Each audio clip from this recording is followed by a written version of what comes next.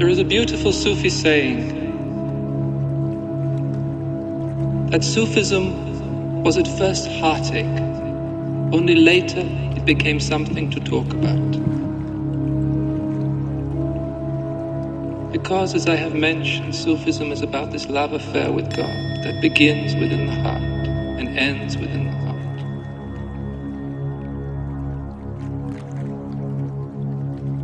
But there are stages on this journey, stages on the path of love that the wayfarer, the traveler on the path of love must go through. And although for each of us this journey is totally unique, is totally individual, because we are each totally unique. We are each a unique note in the symphony of life, in a symphony of souls. At the same time, we all pass through stages on this journey of no return,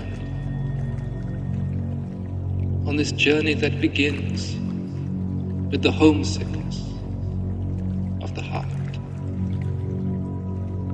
Sufism was at first heartache. And this is how for many people the path begins, with this pain within the heart. The Sufis call it long, though for some it begins more as a discontent.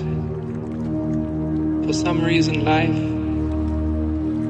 no longer fulfills them in its form to which they have become accustomed. Their everyday life is no longer enough.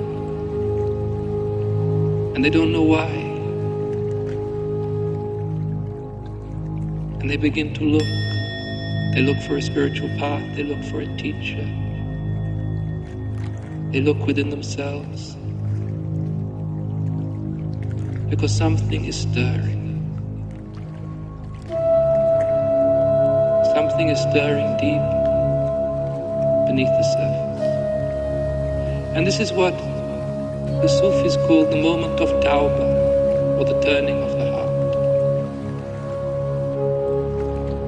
It is the moment in the incarnation when the higher self, when that divine part of our own being sends a message to the human being saying, it's time to go home. It's time to go back to where you belong. It's time to discover what you really are, to make this great adventure. And many people brush it aside. The last things they want is to be disturbed, to be distracted from their outer goals, their outer achievements, to be taken into the vulnerability that is within them, into the vulnerability of their heart, into the pain of their heart. But if the soul wants you to go home, it creates within your heart this longing, this pain of separation, which is the moment really when the beloved looks into the heart of his lover and infuses it with divine love. He makes you remember that somewhere before the beginning of time you were one.